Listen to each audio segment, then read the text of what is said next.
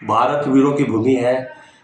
अनेक वीरों ने भारत में जन्म लिया है और वीरों के साथ साथ अनेक वीरांगनाएं भी यहाँ पर पैदा हुई है। ऐसी एक वीरांगना के बारे में हम आपको आज बताएंगे, जिसने अपने शीश को अपने धड़ से अलग करके थाल में सजाकर अपने पति का उत्साहवर्धन करने के लिए युद्ध क्षेत्र में भेज दिया था। मैं भुवनेश्वर दीक्षित, आप देख रहे हैं चैनल लोक दर्शन। औरंगजेब का शासनकाल था। औरंगजेब ने 1658 से 1707 तक राज किया।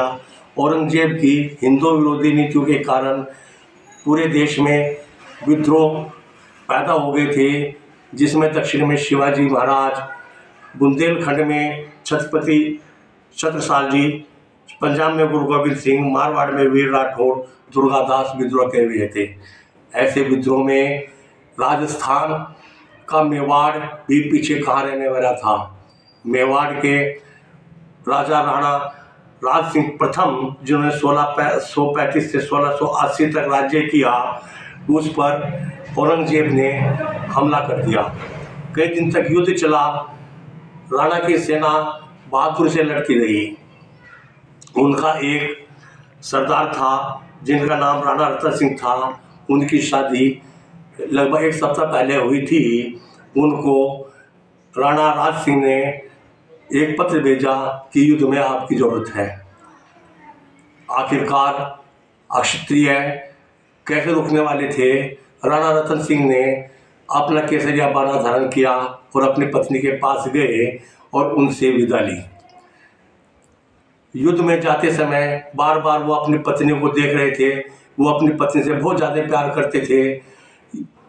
इसके बावजूद भी वो अपना क्षत्रिय धर्म निभाने के लिए युद्ध क्षेत्र में चले गए, किंतु वहाँ पर भी उनका मन अपनी पत्नी में लगा रहा।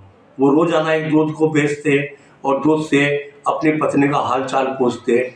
जब 2 दिन लगातार दूध आता रहा तो उनकी पत्नी, जिनका नाम रानी हांडा था, को लगा कि उनके पति युद्ध में विचलित हो रहे हैं, उनका सौंदर्य उनके क्षत्रिय धर्म पर भारी पड़ रहा है।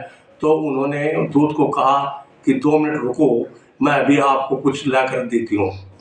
उन्होंने एक थाली में अपने शीश को काट दिया और शीश को काट करके दूध को दे दिया और दूध को कहा कि यह जो निशानी है, ये राणा को युद्ध क्षेत्र में देना, वही खोल कर देंगे। जब राणा ने देखा कि थाली में उनकी पत्नी का शीश है तो बहुत ज़्यादा दुखी हुए और उन्होंने उसको एक प्रेरणा के तौर पर अपने सिर पर बांधकर